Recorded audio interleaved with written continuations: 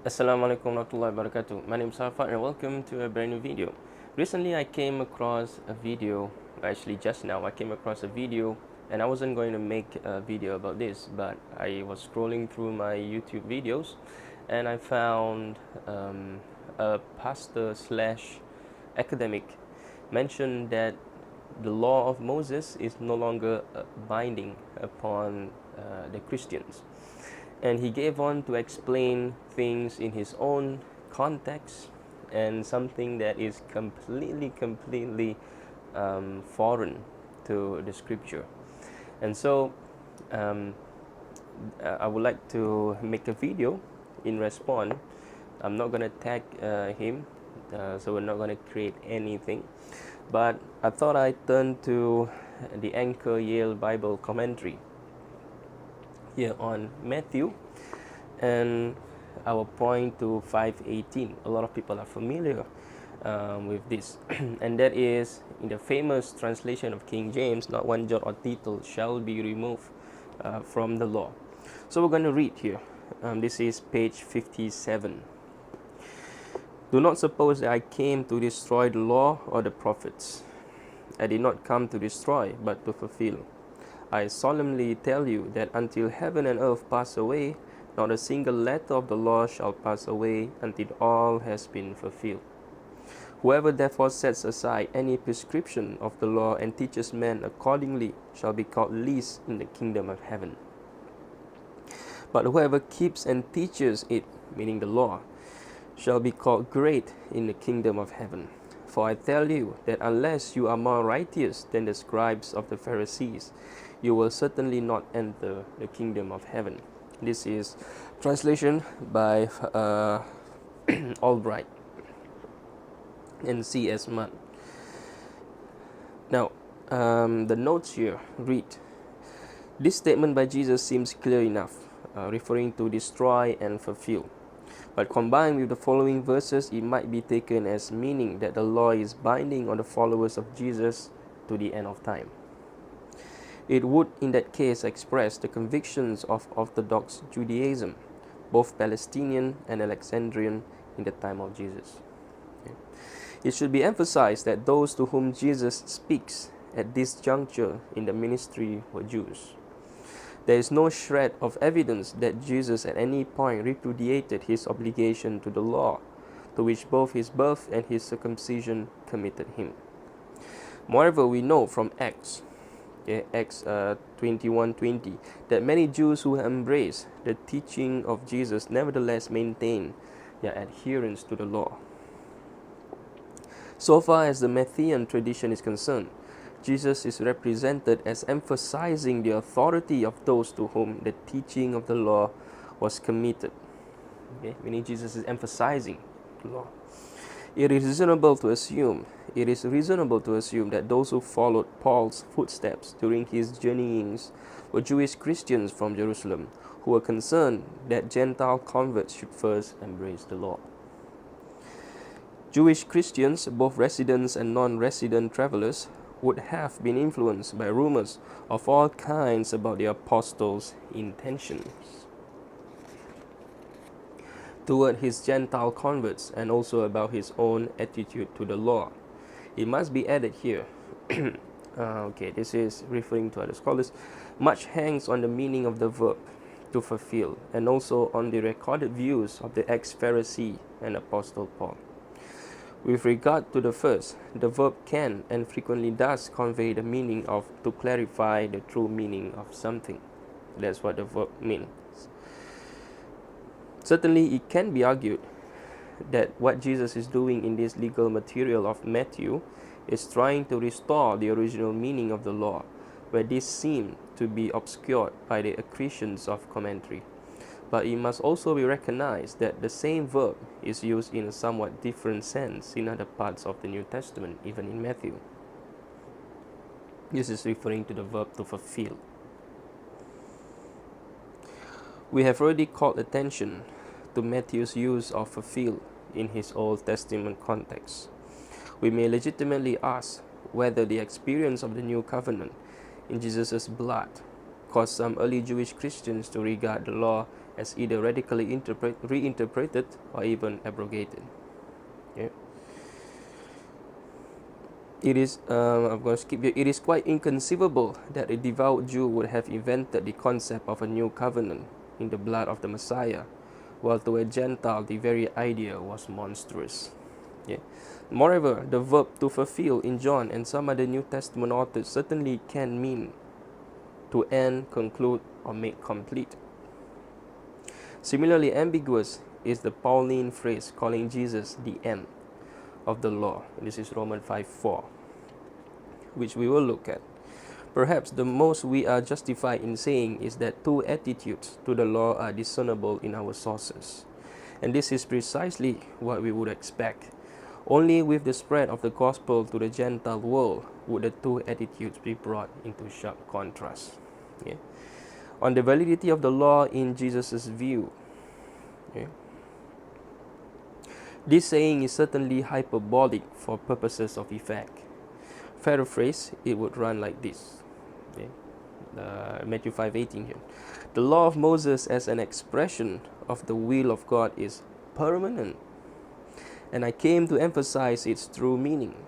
No smallest part of it may be eroded or explained away until everything has been accomplished. Therefore, your obedience to the demands of God must be a far more abiding obedience than that given by those who teach and interpret the law. Okay? And so, some would play on the word that Jesus has fulfilled. Jesus has fulfilled the law, and Jesus has fulfilled this. Okay? But this is actually not the correct reading of the text. Okay? Because it is mentioned here that until heavens and earth passed away, okay, until heaven and earth pass away, not a single letter of the law shall pass away until all has been fulfilled. Okay. And Jesus has fulfilled what? And this is something that is argued for, that Jesus has fulfilled the covenants and so forth. His death and resurrection is a fulfillment, so on and so forth.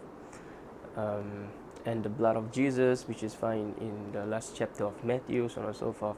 But all these are not strong points to actually argue, because the text here is very explicit. Until heavens and earth pass away. And the heavens and earth has not passed away yet. Okay. Some would say that this is actually not to be taken literally, so on and so forth. But these are just picking and choosing to one's convenience. As far as Matthew is concerned, the law of Moses is something that is binding. And if you look at Paul, the teachings of Paul, Paul mentions that the law doesn't actually prevent you from sinning, actually, right? It is through the law that you sin. And because you have the law, but you can't actually keep the law. So if you can't keep the law, you sin against God, and because you can't keep the law. And so, to know the death and resurrection of Jesus, to accept, in other words, to accept that Jesus died for you, is the fulfillment, or is something that Paul preaches. And so Christians do no longer need to keep the law. And this is something that Matthew completely disagree with Paul. And if you look at the text, Matthew portrays that you must keep the law, and Paul mentions in his authentic epistles that you do not actually need to keep the law. Now, to bring it into context as well, the audience that Paul was engaging with, pretty much Gentile, because he was an apostle to the Gentiles. And Matthew, the Jesus mentioned in Matthew, is the Jesus that was having conversations with the Jews, the scribes and the Pharisees. And so this is something that Jesus is actually emphasizing to the people of his time, the Bani Israel, that you have to keep the law. Right? And Jesus came to interpret the law of Moses. to say that this is the true meaning of the law and you should keep the law. And so if we look at the history of Christianity, you find that the church became more and more Gentile towards the second and third century, until eventually the Jewish Christian community disappeared from our early sources. And what we found much later on with the church fathers like Athanasius, Gregory of Nazianzus, and so forth, they were all pretty much Gentile Christians. Okay, they have converted from paganism, or some of them were born Christian, but they were not from the tribe of Israel, the tribe whereby Jesus was having conversation with. Okay. As far as our sources are concerned, with the exception of few places here and there, especially the Gospels, the Gospel is explicit that the audience that surrounds Jesus were Jews. The Samaritan woman at the well in John would say, some people would say that this is actually Gentile, but Samaritans are actually not Gentile. They claim they were actually from the lineage of Moses, right? And so, but if we categorize the Samaritan as Gentile, they are a different kind of Gentile, and that they worship one God, right? They don't worship Zeus or Jupiter, right? And so the audience that Jesus was interacting with were pretty much Jews. And so when Paul became the sole apostle to the Gentiles, according to him, we know about the history, the early history, especially the churches in Corinthians, whereby Paul accused that these were super apostles, so on and so forth, the people that were actually opposing him in the Corinthian churches around Asia Minor even. And so Paul got into a commotion with all these people, pretty much most probably because of the law. Because Paul was preaching that if you believe in Jesus, you do not need to keep the law. But Jesus was preaching to the people of his community. If we believe Matthew and Luke, that you should keep the law. The law is binding upon you. What sort of law are we talking about? We are talking about the Sabbath law, the dietary law, the laws that are found in Leviticus and Numbers, the law of Moses, basically, so to speak. Okay? And this is what the laws basically meant. Some people would say that the Old Testament is no longer binding upon them, and that Jesus has fulfilled the covenant. What does this really mean? Fulfill what? In what sort of sense fulfill? Okay. Even if it is fulfilled, what gives you the authority? You have to find some text, right, that actually states that Jesus has fulfilled this, and so you no longer need to keep the law, right? And so this is actually a wrong reading, I would say a dishonest reading in context of the passage, because what they say is that, oh, now that everything has been fulfilled, Jesus has fulfilled but his death and resurrection is a fulfillment, and so you no longer need to keep the law.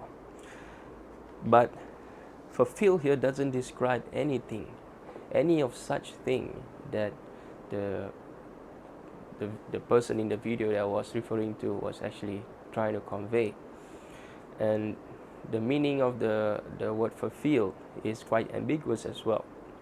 And so you must be certain in your interpretation to say that, oh, because Jesus has fulfilled his death and resurrection, that you no longer need to keep the law. But that is not necessarily so.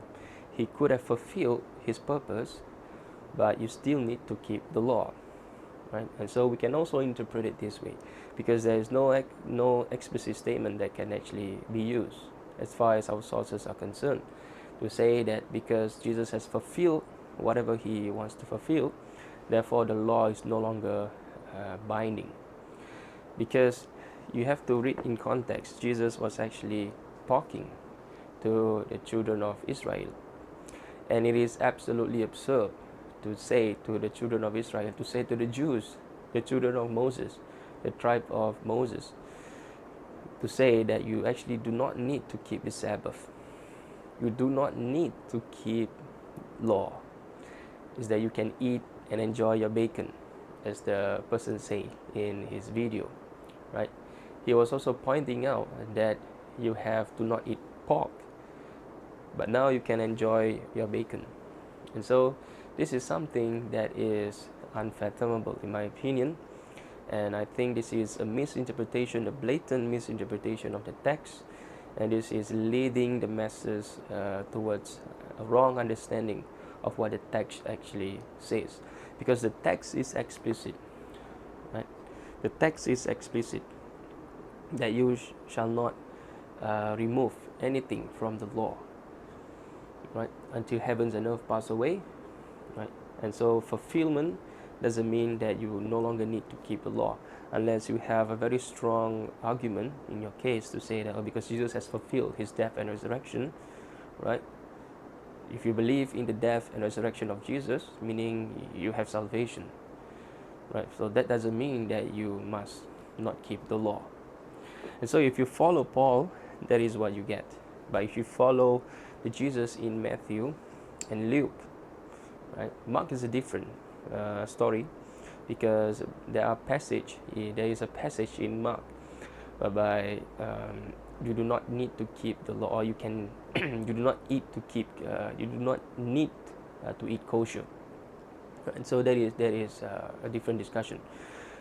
And so if you follow Matthew and Luke, the Jesus as portrayed by Matthew and Luke, especially Matthew, as we've just discussed, you actually need to keep the law. But if you follow Paul's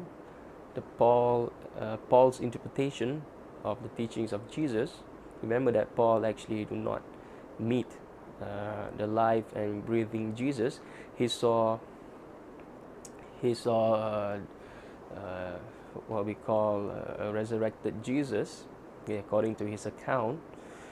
But Jesus spent his entire ministry from 1 to 3 years teaching his disciples to keep the law. And it is convenient for Paul towards the end to say that, hold on a minute, everything that Jesus has taught or did teach his disciples are no longer binding, because his death and resurrection is something that is new, and that you believe in it, and then you have salvation. Okay? But that doesn't mean that you no longer need to keep the law, right? And that if you believe Paul, the death and resurrection of Jesus will give you salvation, then that is the teaching of Paul. Definitely not the teachings of Matthew and Luke. And so the blood statement at the end of Matthew, right? This is something that is grotesque as far as the Leviticus law is concerned. You shall not consume blood. Okay? To drink one's blood is something that is despised, something that is haram, something that is not permissible. And so we run into problems here because the earlier passage in Matthew seems to suggest strongly that you should keep the law. But we have towards the end of the passage whereby it states, towards the end of the gospel, the last chapter states, right, whereby blood, so on and so forth.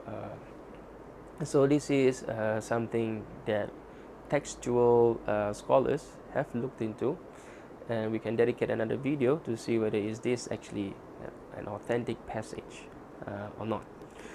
But nevertheless, it is found in all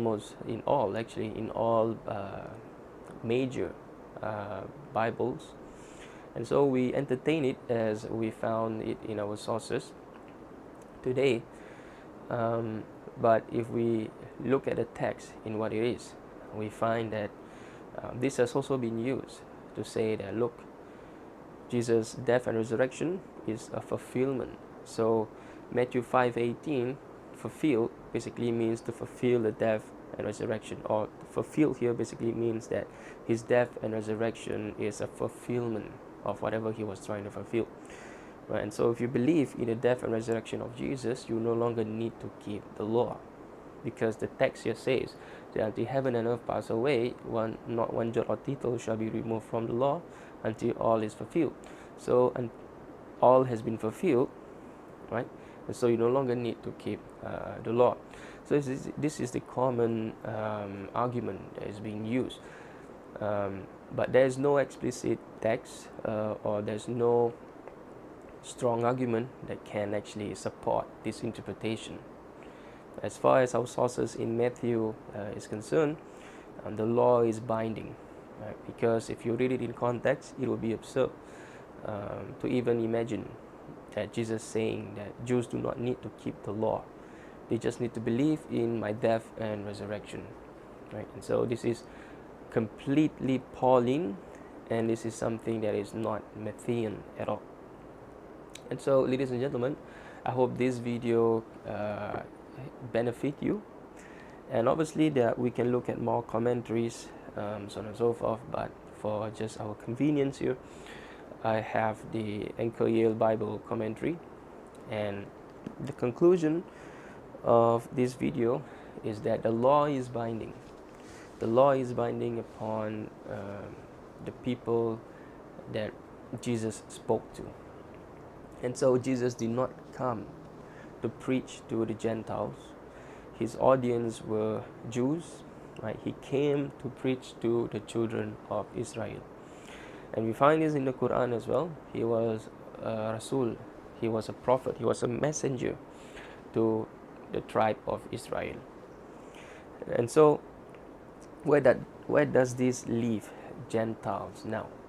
Because majority of the Christians in the world today, they are Gentiles, right? And so if you follow Paul, you do not need to keep the law.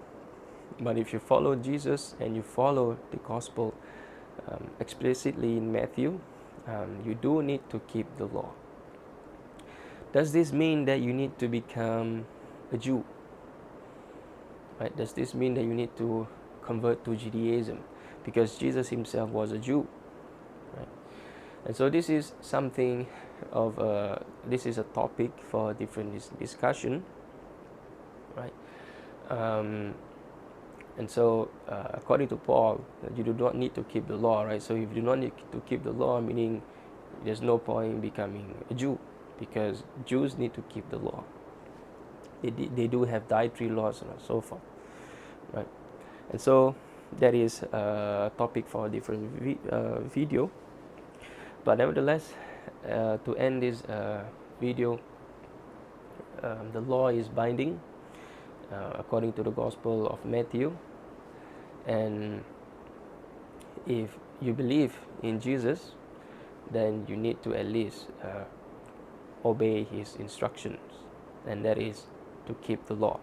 And so with this, I refute the person that made the video, the pastor / the academic, who states that the law says that you cannot have pork, but you can enjoy your bacon, because Jesus has fulfilled whatever he wants to fulfill. And so this is something that is absurd. This is something that is absurd. Jews do not consume bacon. If the Orthodox Jews, or Jews that follow the law, right? I'm not talking about the minority. Majority of Jews do not consume bacon. Majority of Jews eat kosher. And so it would be absurd for Jews to eat bacon, because Jesus came to preach to the children of Israel. Jesus did not preach to the Gentiles. The Gentiles at the time of Jesus, they were having their bacon sandwich, whatever it is that they have at that time, right? But Jesus was preaching to the Jews and say that keep the law. In fact, be more stringent with the law. Do not even allow one jot or tittle to be removed from the law. And so Jesus is actually making the law stricter for the Jews, emphasizing them, his community, emphasizing to the people of his community to actually keep the law and not to just play a fool. And so, ladies and gentlemen, if you keep the law of Jesus, you keep the law of Moses, and you definitely can't have your bacon sandwich. Assalamualaikum warahmatullahi wabarakatuh.